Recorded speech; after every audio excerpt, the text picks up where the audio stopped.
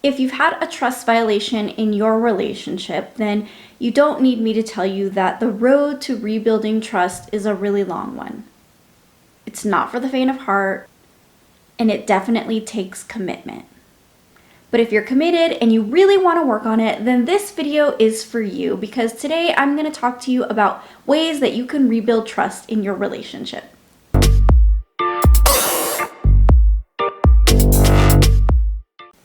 Welcome back to the channel. I'm Alicia Taverner, licensed marriage and family therapist. I'm the owner of Rancho Counseling, where we help couples improve their communication, their connection, their intimacy, and their trust.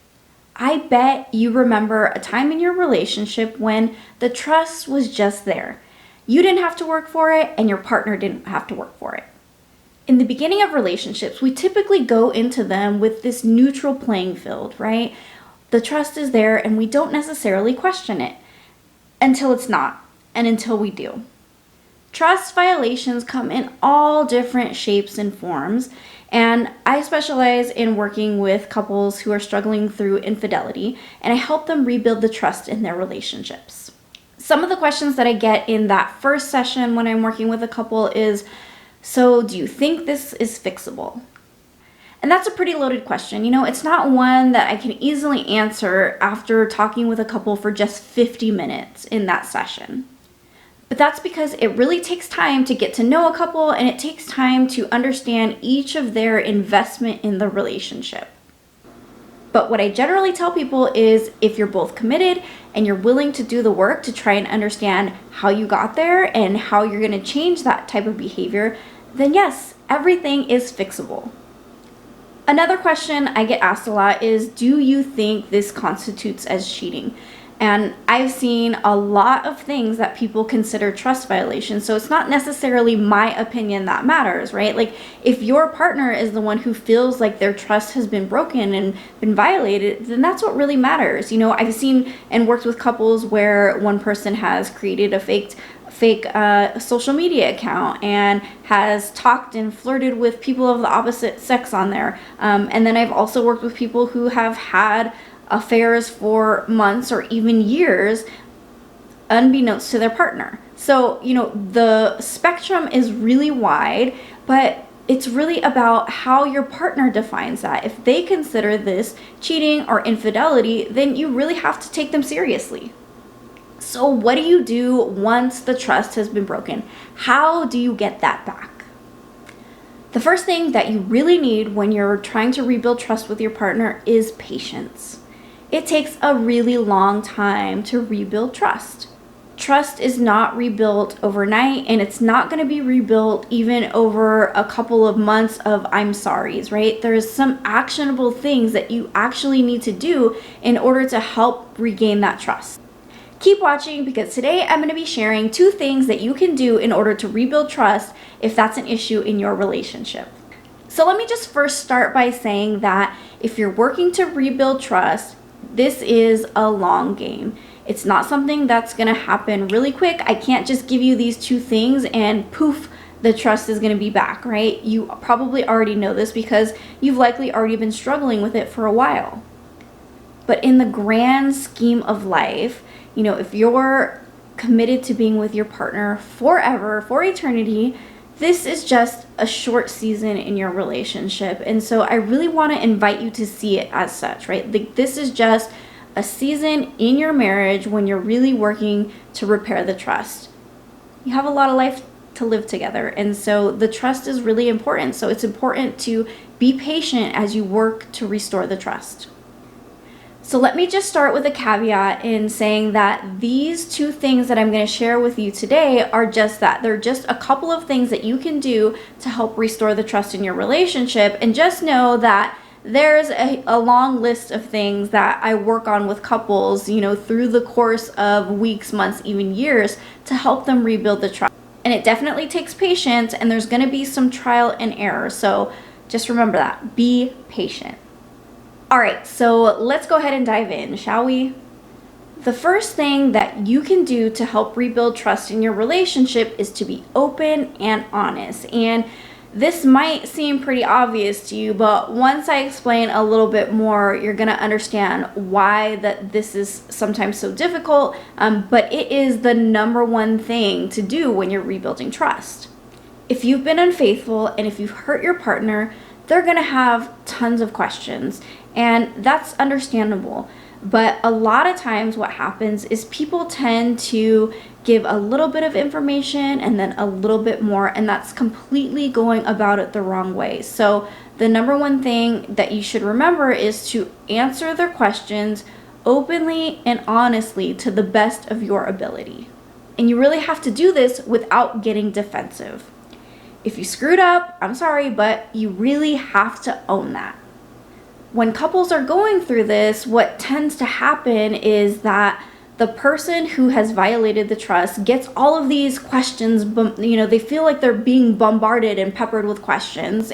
And so the biggest mistake they make is trying to protect their partner from the truth, right? And so again, they give a little bit, maybe they answer partially, maybe they tell a little bit of the story, but the questions tend to be relentless, and they tend to happen over and over and over again, much more than the person has anticipated. And so they end up giving more each time, but each time that happens, the partner's recognizing like, hey, your story changed a little bit this time, and hey, you didn't add that detail in the last time that I asked you. So what gives? And so I totally understand the reasoning behind this, right? Like, you've already violated the trust. You've already done something really terrible to hurt your partner, and so you're trying not to hurt them more. But again, this ends up really coming back to bite you in the butt in the long run. So each time a question is asked and you give a little bit, and then the question is asked again and you give a little bit more, what ends up happening is you negate any progress that you've made. Just think of it kind of like building blocks, right? Every time you answer a question, you get a block put on. Another question, a block put on. Another question. But then if your partner goes back to the first question and you answer it differently, or you give more information, it's kind of like knocking down that whole tower of blocks that you've already built. And so you have to start all over. And then that just perpetuates this cycle of trust and mistrust, trust and mistrust. And again, your partner is going to come back to you and be like, see, that's exactly why I can't trust you. It's totally normal to want to protect your partner and not to want to hurt them anymore. But again, it just really ends up hurting you guys both in the long run. So the best advice that I can give you is to be open and honest as much as you can from the get-go. And so just as an aside, you might be wondering, like, why the heck do they keep asking me the same questions over and over and over again? Maybe they're asking you the same question, but it's just worded a little bit differently. It's really normal. And I'm going to explain a little bit more about that and why you should anticipate getting those questions, the same questions, over and over. Betrayal is incredibly difficult to deal with. And when your partner finds out that you've cheated, it can be devastating, right? And they're really just doing this because they're trying to wrap their head around this. They're trying to make sense of exactly what's happened. And this is actually a trauma response. And people who tend to go through traumas are trying to really understand, like, why is this happening? I can't believe that this person that I thought I knew yesterday is now a totally different person. You're likely not a totally different person. However, the trust that they had and the person that they believed you to be has been shattered. And so asking those questions is just a really normal response, and it's something that people do when they've experienced trauma. Just think of it like this. When someone's life gets turned upside down, it's just their attempt to make sense of something that they once felt really normal about, their life and their relationship. So be sure to give your partner grace, be patient with them, and be honest and open when you're answering their questions. The second thing that you can do to help rebuild trust in your relationship is to hold vigil for the relationship. And so this is something that I talk extensively about when I'm working with a couple and helping them to rebuild trust in their relationship. And holding vigil just means that you are now the person in the relationship who is responsible for bringing up this transgression. So as you continue working on rebuilding the trust in your relationship, you're really going to come to understand what it is that triggers your partner.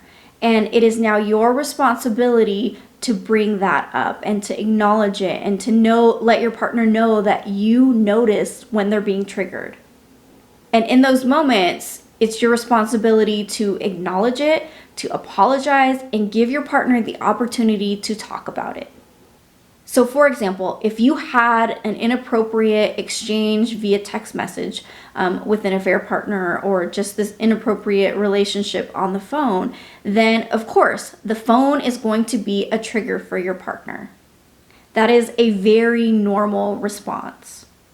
So when you're holding vigil, that means the next time you pick up your phone to send a text message to work or whatever, you need to be the one to bring up the fact that this is going to make your partner uncomfortable, and let your partner know, I recognize that, I see that. So you see your partner kind of out of the side of your eye, right? You notice that they kind of tense up. You know that this is something that's uncomfortable. You need to say something like, hey babe, I know, I'm just texting back my boss about work. I know that this is difficult for you. I understand that you get triggered and it feels really uncomfortable every time you see me on the phone. And if you want to talk, just know that I'm here and we can talk about it. I'm here with you and I'm committed to working on our relationship, and I'm happy to show you my phone when I'm done with these text messages.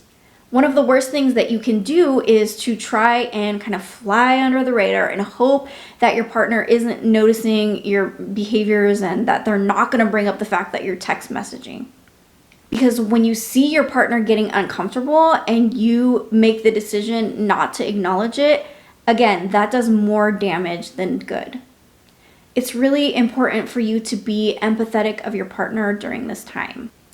When a trigger comes up, what typically happens is a betrayed partner gets flooded with anxiety. Think about it this way, like you might be having a really good day, you guys haven't been fighting, the infidelity hasn't been brought up, but all of a sudden you pick up your phone and there's that trigger. What happens for your partner is a whole lot, right? Like they start to get into this fight or flight mode. They get flooded with anxiety and emotion, and it just becomes this really difficult place for them to be in, where they have to decide, like, do I bring this up? We've been having a really good day. I don't really want to ruin the day, but I'm just so uncomfortable with this.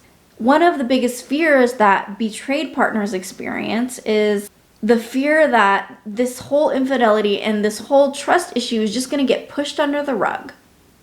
They're afraid that you're going to forget just how painful this experience has been for them. And that's a really difficult place to be in addition to the hurt that they've already been through because of the betrayal. So just remember, be as open and honest as possible, especially when you're answering questions from your partner. And the second thing is hold vigil for your relationship. Bring up the triggers. Let your partner know that you apologize and that you're committed to the relationship and that you're also there if they want to talk about anything. If that seems daunting, then don't hesitate to reach out. Again, at Rancho Counseling, we specialize in helping couples to recover from infidelity and to rebuild trust in their relationships. Needing therapy doesn't mean that your relationship is over. It's really just a sign that you're willing to try everything and you're willing to try what you haven't in order to repair the relationship.